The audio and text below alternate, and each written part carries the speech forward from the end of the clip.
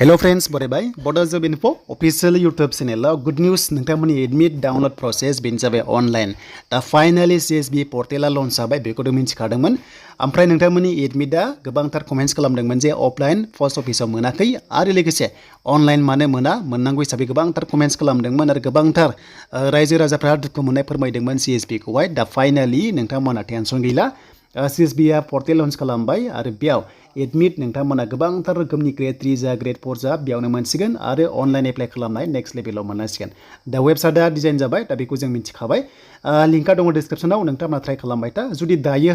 try खालामबा वेबसाइटआ माने आन्डार कन्स्ट्राक्शन बेबायदि देखायदों एबा आन्डार मेइन्टेनेन्स देखायगासिनो दङ स' बे साइटआव नोंथांमोना फैनानै नायनो हागोन आरो दा आं नोंथांमोननो गांनैसो एडमिट लाइभ प्रुफ दिन्थिगोन जेराव बाक्सानि थागोन बेनिफ्राय अदालगुरि तामुलपुर थागोन आरो नैबे CSBआव फैनानै गासैबो डिटेल्सखौ नायबानो जाबाय डाउनलड कल लेटारा बेबायदि ओंखारगोन नाथाय दायो साइटआ मेइन्टेनेन्स जागासिनो दङ नोंथांमोना बारे बारे ट्राइ खालामनांगोन अब्लानो नोंथांमोना एडमिटखौ बयबो डाउनलड खालामनानै लानो हागोन खालि नामजों सार्च खालामबानो नोंथांमोना मोनगोन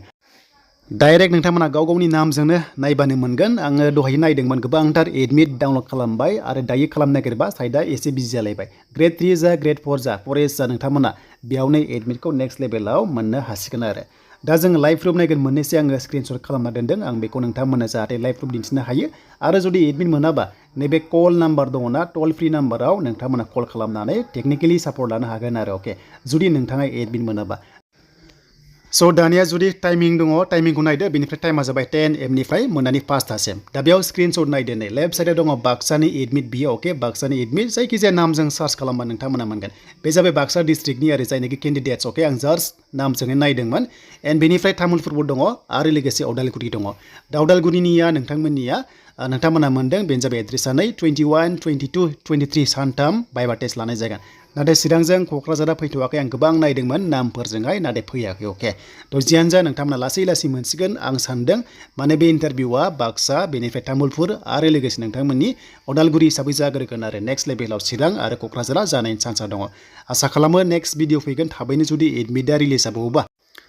दासान्दि वेबसाइटआ एसे बिजि जादों गाबोननिफ्राय फुरा जागोन एबा दा हरावबो जागोन बेखौ नोंथांमोना चेक खालामबाय था आरो आसा खालामो बयबो चेनेलाव नायबाय थागोन आरो जायफ्रा गोदान साबस्क्राइब खालामनानै लानो हागोन